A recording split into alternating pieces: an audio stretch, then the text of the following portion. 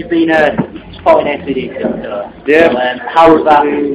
14 months, just finished. How's that increase your performance and everything? Does that? Definitely helped us be better performers in front of a big audience, because we had, like we played a lot of big tours before, but that one was like every day for 14 months. Yeah. It wasn't just like a festival in the summer or a couple of shows here and there. It was full on. There you go, get out in front of 90,000 people and play every night for a few months, So it's kind of, you definitely learn a bit more than what you previously went into it, So it's definitely been very, very good for us. Who's been your favourite spotters all the time? Yeah. You spot you spot white name politicians, people like that. So they were all fun as well. They were all a lot of fun. How did the crowds react to you? I have to admit, going into the ACDC tour, we had heard all the horror stories that the sport bands get bottles thrown at them and all of this, because their audience are very hardcore and just can't wait to see them. Plus, they hadn't toured in 7 years at this point, so we were expecting, Everyone wanted to get straight to it, but we actually got a very good response every night. So so very warm response. If you stand in it, it's different in America than it is here. Like in America, it's all seating in the arenas. So well, that's what everybody says. So it's hard to get them up. All right, how are you? I'm doing all right, Zach. Thanks for Hi. Okay. Hi. Cormac. Cormac. Sorry, I'll leave it to you. Guys, sorry, I forgot that. I just want a beer or anything. Yes. A beer? Yes, you're Get a couple up. there's bags of Corona there. Do you want Corona? Or? Back to. Back? Thank you. You got taste? Yeah. We can never get rid of this Corona. It's Dallas. Yeah, not like it today. But it's been it was definitely quite something to go out. It's not bad for a band with 2 albums and doing, is it, as well? I mean, in ACDC with 2 albums is... Yeah, well... give you an ego boost or anything, but that's... Thanks. Thanks a lot, Colin. Yeah, but we've been around for a long time as well, We've been around for, we've been around for 10 years, but properly toured for 5 or 6 years, so... Yeah. Has it been the same lineup throughout? Unfortunately, yes. It has. So, your first album, that was pretty successful for... it was. Quite surprised as well, It's just all the material that we'd written in the first 3-4 years of our existence. Especially in Japan as well. And I was shocked as well. A lot of bands that end up big. We had no idea. In Japan quite well. Yeah, it did really well out there. Our first show there was sold out 2,500. Wow. I knew, and at that time we were only doing 300, here, so it's quite a shock, Wow. Yeah. So, how was it to follow up? Everyday Demons, how was it to follow up with that? Because, the first album so successful.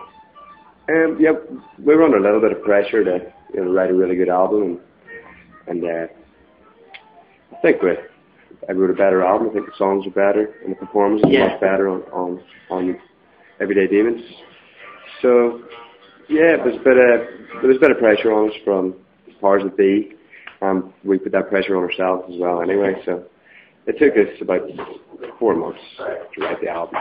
How long is that in comparison with the first? Well, the first one had 3 or 4 years, That was all the first thing she ever did, Yeah. So we had 4 years to get that one right. And we've been touring those songs for years.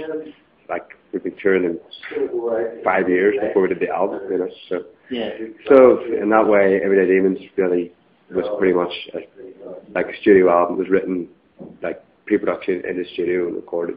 Most of the songs were never played live. So. Until we, went out and toured in September last year. So, But I think we've got the raw power and energy of the band on the album, which we failed to do in Rise. We wanted to do that in Rise, but we didn't really. A bit of work produced, it's a bit raw in the album. So, who are your biggest influences as band? These boys like Helmet and Tool and all that shit. Tool? No, it's all good stuff. No joking. All the grunge stuff as well. We grew up Jam, Nirvana, Soundgarden, all those bands. And then going back, we love the Rolling Stones, The Who, Free, 3? Humble Pie, Bouncing Wow. Pie. Right. Can't you tell with Cormac voice? That's Cormac's favourite band. I could actually, yeah. Yeah. Brilliant. Cormac's favourite band. So it's, you know, we love The Who and all that stuff. So AC/DC, of course, you know. It's all, you know, all basically that, but, you know, with all the grunge stuff we listen to, Soundgarden and all that. So Yeah. big fans of that. So, are there any other bands you'd like to out with? I mean, you've just been out with AC/DC. Is there anyone that could? A few like people have asked me consider that question now, and I honestly can't think of anybody. Like, Cormac, can you think of anybody? Not bad. Headliners all the way. Headliners all the way from now on. I don't know. Who else is there? Metallica, maybe? Metallica, maybe. Yeah. But would you fit with Metallica? I Mm, mean, I like you, but maybe you know, not. not the same sort of crowd, is it? Nah. Yeah. That's about it, really, isn't it? So, what are your plans for the future? I mean, when's the third album coming? I know it's not being long, but Yeah, we'll do this tour, and we'll take some time off January, February, and start writing and gathering all the ideas we've had for the last sort of 6 months, putting them together and start writing the next album across January, February, March. Do some tours in Europe and in America, April, May time. Hopefully do the album sometime between May and September. That's the plan. So, I hope that's how it turns out, because it'd be great to get another album out before, you know, by this time next year. yeah. Yeah. Any festivals in the summer? Well, those offers really only come in around this time, so haven't heard anything yet. But Yeah. I would suspect we will be, because we missed the season last year because we were out on tour Yeah. with AC/DC boys. So I think You played Download, didn't you? we did Download, Yeah. yeah, which is probably my favourite anyway. Do Sonic this year, Yeah. I'll tell you it. I heard it's really good. I Yeah. went to that as well. I went to Download and Sonic this year. I'm not rich, don't worry. I just Yeah. I came into a bit of money just before, so Yeah. got to do both, and they were both. I heard it was amazing. really good. Yeah. Who was on it? The headliners for Sonisphere were Metallica and Linkin Park, but Metallica were way better. But they had Heaven and Hell and That's who it was, Heaven and Hell. That's right. Airborne as well. I mean, Yeah. I'm sure you've heard of Airborne. I have indeed. They played with us. Yeah. Sure. But yeah, and Download it, like, it had the classic Sunday, so that was... Yeah, Def Leppard and Whitesnake and Status, no, I mean, Status, both ZZ Top. ZZ Top, Def Leppard and Whitesnake, one That's after great, the other. isn't it? It's like There were bands Monsters like Rock. Journey before and everything, Yeah. so... Yeah, just don't do Leeds. If you get offered, do Sonic Fair. Why are they on the same weekend? Not the same weekend, but, well, if you can do both, do both. But, Okay. but Leeds, it's gone a bit towards the indie now. Yeah, they're a bit Eddie Slendy, aren't they? That's the problem over here. I mean, the year before it had Metallica and Rage Against the Machine as two of the headliners. That's right. This year it was Radiohead, Kings of Leon and Arctic Monkeys. Right, okay. A bit of a drop, really, isn't it? Yeah, that's why we play a lot on the continent, because there's much more of a mix of bands, you know. There's everything from pop to heavy metal to, you know, rock, waves, everything. So there's much, like, Lowlands, Roskilde, festivals like that. What's the best festival you've done then? Fuji Rock, Japan. It's just because mad. You know, it's clean metal. Players? Like, it's everybody from Metallica to fucking Kaiser Chiefs, you know, in the same boat. You know, it's just everything. Yeah. You know, so it's really good fun, and it's massive. It's like 200,000 people or something. Wow. It's a huge festival. Yeah. So, like, everyone's asking this to everyone at the minute. What are your best albums of the decade? Why is that? Because this decade's ended. Yeah. So from 2000 till now. Yep. That's a tough one, isn't it? All of you, really. That's a tough one. What have we bought, for fuck's sake? Tough question. Fucking hell. I guess Queen's Son is. Song for the Deaf, definitely one. Revolutions. Yeah. I mean, were you, like, Kiosk fans beforehand? And Nah, not before. yeah. I only got into them in Rated R. Yeah. On the second album, so.